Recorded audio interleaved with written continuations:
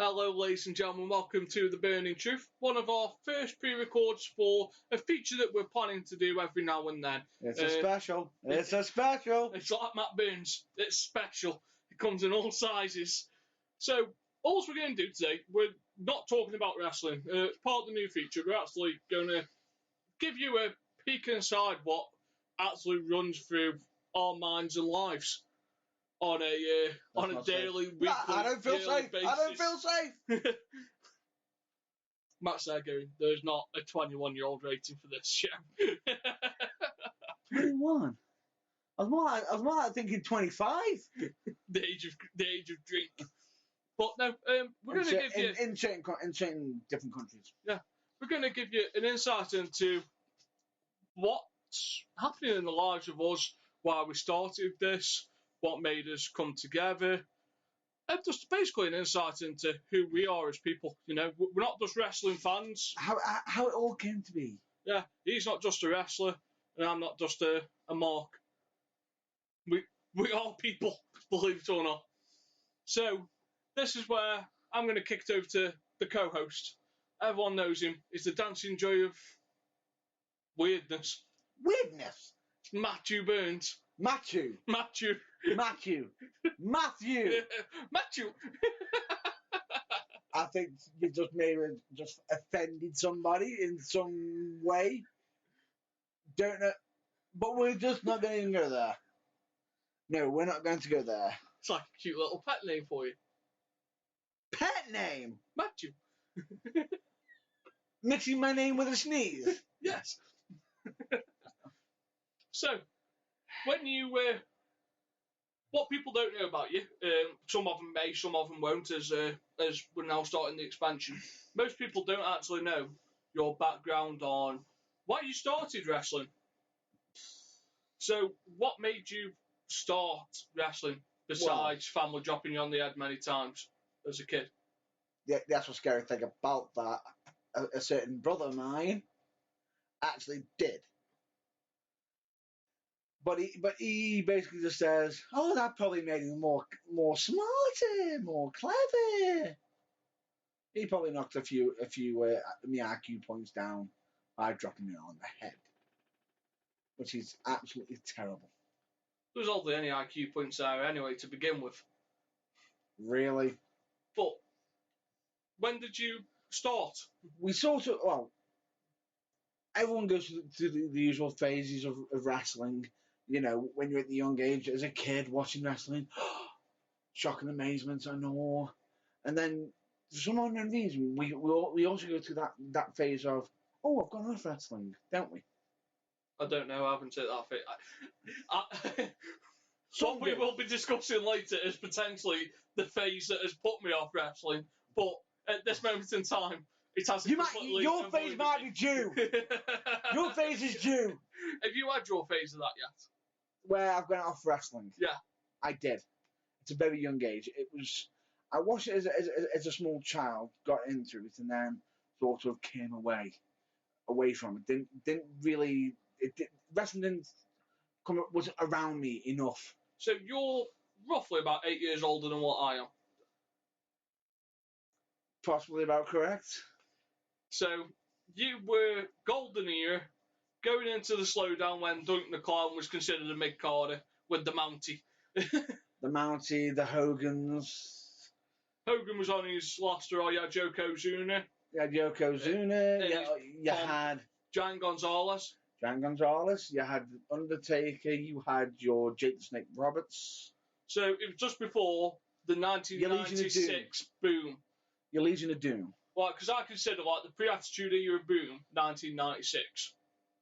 Because then you had Shawn Michaels coming to main event against Vader. You had Sid coming in. You still had Scott Hall there. Yeah. Mankind was having some big, massive fights with the Undertaker, boiler room brawls, and no, I'll explain that one. That is when I sort of started to come back. Yeah. Into wrestling during that time, because it was only a short time though. Right, so as I was watching and it was getting around me, wasn't around me enough during the Hogan era. I think if it was, I wouldn't have gone off the off phase. But then I got into high school. Yeah. And then at first, bumper, I then caught a glimpse of it on TV, started rewatching it. At first I didn't pick it up that I had seen it before, because when I first watched it, it was at such a young age. Mm. Now this was like, it was like a Saturday morning a new beginning, a new rewatch. Coming back to it, and not realizing I used to watch it, and then I started getting into it a bit more, and then I noticed around high school not everybody was into it. So not everyone was walking around banging 2 cans of Coke together and flipping the beard. And hitting rock bottoms and stunners. Standing in the middle of the hall and going to the headmistress if he had a fit headmistress. Suck it, suck it, suck it. No. Nothing like that. It was more or less of a lot of people frowned upon it at first, but then I then met a few friends who were massively into it. Then we started getting together, watching it, talking about it, and then we started trying to emulate it a little bit, but not at the level of backyarders or where there's actual danger. If you understand what I mean, we started to emulate the characteristics, not the actual moves and whatnot. A friend of mine then suddenly was looking through a local paper. As he was looking through, he then saw an advert for a wrestling school. Gave it a try. He enjoyed it, and then he mentioned it to me, which then I tagged along. He had one extra week ahead of me, so he knew what the grueling, the first gruel was. Yeah, so we'll cut that off there, because that'll be a different story for later on. Yeah. Because that just gives them an insight of how you grew up watching wrestling. Now, what was baby Matt Burns like? Were you always hyperactive? Were you quiet? What was family life like for you growing up? I kept to myself more, so I wasn't as chatty as I am. I wasn't the chat monster I am today. And I saw your eyes look at me there and just go, chat monster, you never shut up. He does never shut up, folks. From 9 o'clock in the morning, I could be at work and there's text messages coming through. If he isn't speaking, he's writing to me going, I've got this idea, I've got that idea. I'm like, dude, I work 12 hours a day as well. Brain's not checked. No, I was more quiet at first. I was more shy. And more... Introvert, yeah. Which I was. I wasn't an extrovert. But then, through wrestling, it's allowed me to be able to express myself more. So, how do you keep yourself entertained as such? What do you do to wind down after stressful days of... Oh, stressful. Yeah. Try and get hold to me. Try and get a hold of you. Speaking with promoters, advertising, selling merch. Don't you dare stay street corners. Since when have you sold your own merch? I have a website. Who does it for you? I still have to send it. I do it for you at the events. At the events, yes, you do, while I'm wrestling. Which you do actually earn your money and work hard. He gets to go and watch all the show. I get to sit outside with... I get to watch all the show. I am in the show. But he gets to watch it from backstage. There's no fucking 6x10 screen on mine. Well, you don't get that. All there's on my merch table is a mobile phone with the Avengers on it. Then again, I'm just glad you didn't see some of the early days of my travels, where that would have been a miracle. So, what do you do to wind down and chill? To chill down, I this is the one aspect that a lot of people don't realise with wrestlers. We're not just wrestlers. We're wrestling fans ourselves. We're Sami Zayn said during a certain interview that all wrestlers are just wrestling fans that have just taken it one step too far. Yeah. We're the ones who really took it the extra step, the extra leap, and gone for it. Which, in a way, we are. So I'm either doing my research, looking up wrestling and whatnot, and from time to time I also do my gaming. I do some gaming, on the Xbox. What games do you play? I generally have more of an all-rounder. What's your favourite type of genre of game to play, though? Favourite type? RPG. I know a lot of people think, RPG? Really? I thought you were going to be a first-person shooter with all the action and everything. First-person shooters is good and fine, but there's only so much storytelling you can have in a first-person shooter. Yeah. And so many twists that you can have that can just be done in a first-person shooter. Oh, he's turned on him. He's turned on that guy. That guy's turned on you. Shoot.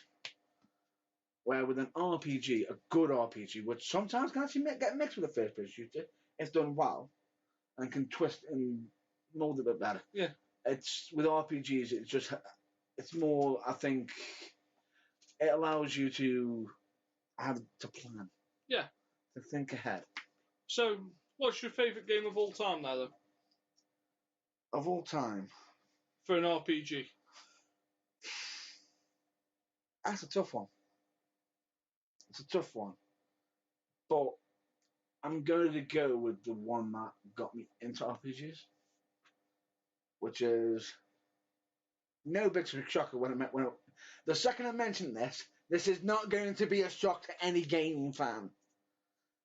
Final Fantasy VII. It is a classic which has been remade on PS4, which I know you're an Xbox One gamer. I am. Are you expanding out for the PS4? I will be expanding out to the PS4 personally just for that game. That's how much love I have for it. It's a game that's gone to so many people's hearts because the story told in that game. It's brilliant. There's so many twists and turns, and to have a set of stones as developers to take one of your main characters out that early in the game. I wouldn't have minded, but I was annoyed at that. Were you annoyed because you spent the money, the equipment? I fully loaded it. The equipment, the time and effort to get Life 2, Cura 2, Regen. Cura 2. Cura 3. Duranga. And you're there going, you bastards! Makes it worse. You know in the video, when you see the little gem drop, Yeah. I think to myself, will I save it? Will I save it? I had the character around that area for 2 hours. I was thinking to myself, hang on, how do we do it now? How do we normally bring someone back to life in the game? Phoenix down! Phoenix down! Straight on. It just didn't take. It just didn't take. But as a game, it's brilliant. And you can tell when a game's that good is when people 20 years later still talk about it as being one of the best RPGs. They've done spin-offs off it. You've got Crysis. Advent Children, which is the film. You also had, I'm trying to remember, Dirge of Cerberus, which is Valentine's. Which actually, not many people realise this, that there were a lot of missable characters in that game. Valentine, you can actually miss him. Yeah, and you can miss what's the girl's name? The one with the big. Yeah, Yuffie. You can miss Yuffie if you're not careful because you only get one chance to get her. Yeah. And if you don't answer the 5 questions right, you miss her. So it's And before you ask, yes, I did. It was one of these people that wrote down the answer, got one wrong. Fuck! Right down. Reset. Reset. Luckily enough, I will say this over the Ares, Aerith, whatever you want to call it, moments of when it happened. I remember saving just before it. But the shock of what had happened made me forget about that save. And then when I got to the next save, I then realised. And I was like, I've been playing for the game for a good hour. And I've been struggling with all that stuff that's YouTube. Right, go back! But it's interesting, you know, like just mentioned there, like you use gaming to wind down. Gaming has always been an excellent wind down for me. Now, a lot of people can say, how can gaming be an unwinder compared to high action and everything? Because you can just switch off and mong out. You can just switch off and just let. It's a bit like watching wrestling. Because the thing is, when you're watching a TV show, a film, or if, a game, if you get gripped into it, it can take you on a bit of a ride. Yeah. It can take you on a roller coaster ride. The ups, the downs, the highs, the lows. So that's interesting from your part. I know I take the piss quite a bit about your lack of computer skills, but what people probably won't know until now is that most of the computer stuff is actually done by Matt. he Shocking actually, surprise! he actually Shocking surprise! He actually loves computers. When we first met, you actually built computers in your spare time, didn't you? Yeah. And laptops, and you enjoyed tinkering with them. It was another way for you to. As much as anybody can turn around and say, why tinker with a computer? Why do you just have it as standard? Why not? If it's something you can build to improve and make it run faster, you know. Have you ever heard of a song, you know, bigger, stronger, faster? Ring any bells? But no. So what got you into wanting to build computers, tinker with computers? This is where, because the funny thing about it is, my love for computers, where did it come from? The one wind down hobby, wind down hobby that I have, gaming. Because most people won't know this about you either, but you actually have a degree. Yep. In computers. Yep. Applied information technology. Yeah. Yeah, I do. Which is not. It's not a third. It's a 2-2. What? You wore a tutu for graduation? No. That's a grade. No. So it's what most people won't actually discover about this is that Matt's actually a computer geek. He loves computers. Yeah. That I do. I've seen computers blow up. I've seen computers overheat. I've once had a friend bring me a computer that was that hot. He wanted me to prove how hot it was, so I did. Don't know how I proved it. Well, I cooked an egg on it. I'll never forget when I once bought you my computer tower, and you went to me, Dave, how do you normally fix this? So I just went, Fine. You've never seen anyone's face go from smiling to, oh no, you didn't.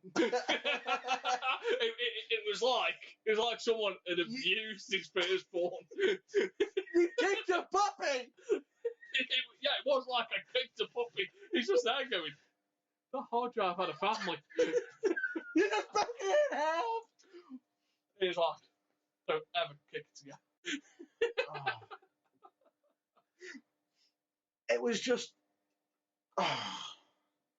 So, where did you go uni then? That would be Staffordshire University. Which is in Stoke. In Stoke, yes. Like, so people don't get confused. There are two campuses. There's two campuses. There's one in Stafford. There's 4 campuses. Well, really. technically there's multiple, but if you want to know directly which one on Wick Road. Yeah, it's basically just by the train station, and yeah. You went there for 3 or 4 years. It's a 3-year schedule, but I ended up doing 4 years. So you did work experience here as well? No. When I first got there, it was a shock to the system.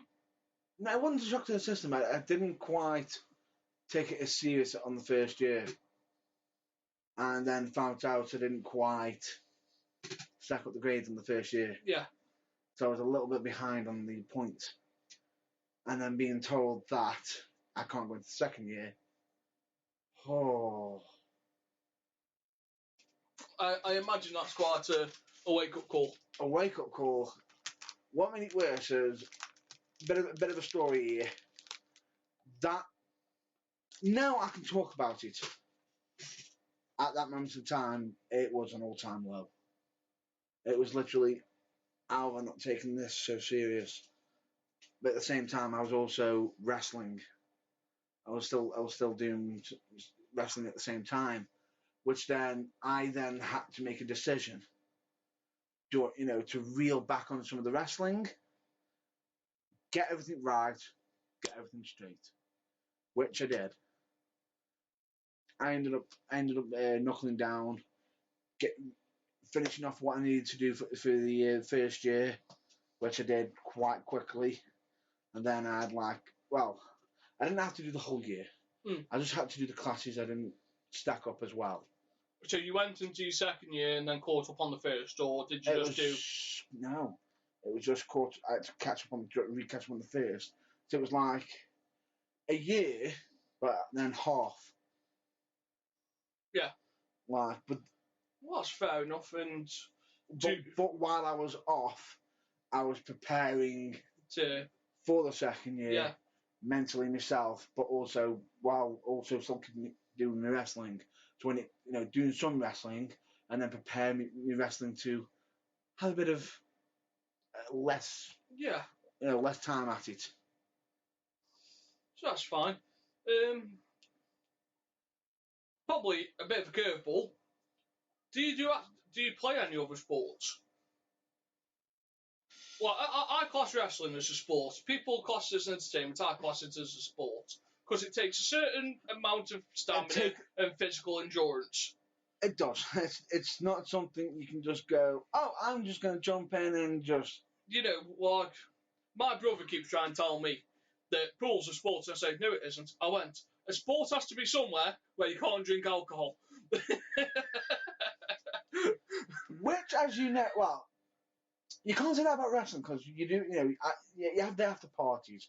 However, well, you can have after party after football. After party after, but we've been at wrestling events where we've seen some of the talents having drinks beforehand, which how much I am actually against that. Yeah, so that's one of your pet peeves. It's a pet peeve. It's not that. It's just we won't talk about that because this is supposed to be a positive and live.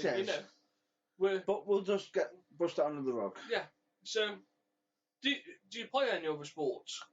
Well, as you've known from your past, I've played pool, been on your team. It's an entertainment. Yeah, he actually played with me about 2 or 3 years ago. He did actually join me for a couple. You actually joined me to finish off half a season. Which you actually had some positive feedback from it. Yeah. Will surprise me. Because I'll be honest with you, going from regular pub players to actually being on a team is quite nervous. But for what I did, I can't complain. I can't knock myself. I did have a interest in football. Yeah. Or as Americans call it, soccer. Mm-hmm. And that's through my dad, who's he is an avid fan. Yeah. You've met him. Avid fan, would you say? Yeah, he's a Spurs fan. Yeah. And you are a Stoke fan? Yep. So what made you want to follow the shitty Potters? I mean, the almighty Potters? Well, where was I born? Where have I grown up? The Potteries, but both of us were born in the Potteries. Everyone has a different way, but I got sort of interested because it's a local team. And as we've always stated, always check out your local wrestling, check out your local teams, which I did, and it's sort of interesting me. And it's more like you've always got to support your locals, always. Yeah. And I think that's what's always been the case with me. It's supporting the locals. So that's fine, due to where you're based and everything like that. I know you dabble time to time to the old fantasy football side of things. So, because we usually have some good banter halfway through the season until I start to burn away from you. You didn't burn away the last time. Oh, I did. If I recall, I was throwing out the league. I burnt away from you. Yeah. Burnt away as I'm being ejected out the league for breaking no rules. I deleted Brother Nero.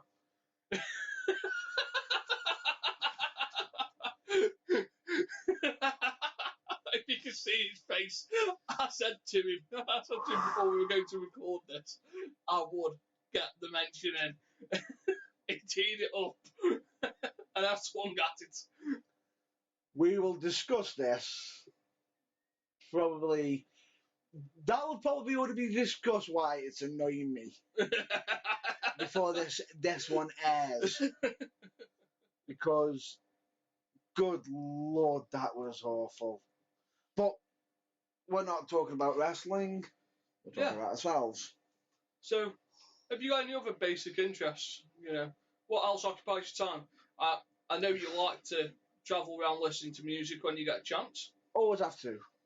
And the funny thing about it is, when people see me outside of wrestling, a lot of them don't realise I listen to rock as well. Yeah. Everyone instantly assumes I listen to Just Dance because if you ever get this man in an arcade, do not, and I repeat, do not go near a dance machine. Why? He may look big and slow. Yeah, it's 2 times when Matt moves quickly. 1 if it's food, and 2 if it's a dance machine. And the funny thing about it is, I can. There is a funny story to do with a dance machine, and if I'm not mistaken, it was all to do in Whitby. What actually got me into dancing is, I remember being a young kid, and I'm just trying to think. We're in Yorkshire area, Whitby. We're at a holiday camp, a Haven holiday camp. Blue Dolphin, the name of it was. I know, a cheap plug for them. But anyway, the point being is, I was there and they had like a section of arcade games. Yeah. And there was a dance machine I was interested in, and I had the dance mat games personally for at home, but the mats that they've got slip and slide. So I'm just grateful I learned how to break fall before I went on to them. Otherwise, that wouldn't have been just regular dancing. That would have been break dancing of a whole different kind. And I remember I started going on this one arcade, this Dance Revolution game repeatedly, trying to get better at it, and I couldn't fathom it. And then somebody else started joining me during the session, saying, "Mind if I join you?" Sure. The difference in level of dancing was scary. Best way to describe it is in steps. There's me doing 1-step dances. There's them doing 5. And they're trying to keep up with me. You're like, fuck that. However, I kept going back. I kept going more. And then I built up. Well, that's fair enough. And built up. And then to the point where I was doing the same as them. So as we were doing it, it looked more like a tandem, which was quite weird. But it helped me get more flow better. So we'll actually cut that bit off here. So that would be a nice intro with the part 1 of Matt Burns' collection. I think this is a nice cut-off section. So with this, one thing I will say is stay safe, folks. Be well, and enjoy life. Yeah. So that's part 1. When we come back, we'll discuss your taste of music. Taste of music, but I'll also bring up another story to do with the Dance Revolution game, but the difference is it's not in the UK. But then It's in America. we'll bring up your taste in music, your future goals, and we'll also cover some other things as well. Yeah. But we'll do that on a second part. As we say, these are going to be released over time. Over time. It's So a bit bonus content. bonus content that's going to be revealed on possibly certain weeks where if we can't get an episode out, we might be releasing one of these. Possibly. So Or we might even release one before an episode. Or before an episode, which would be quite interesting. Yeah. So if you do like what you're hearing right now, let us know if you want to hear more. No worries. Right, and folks, we'll catch you soon. Catch you soon.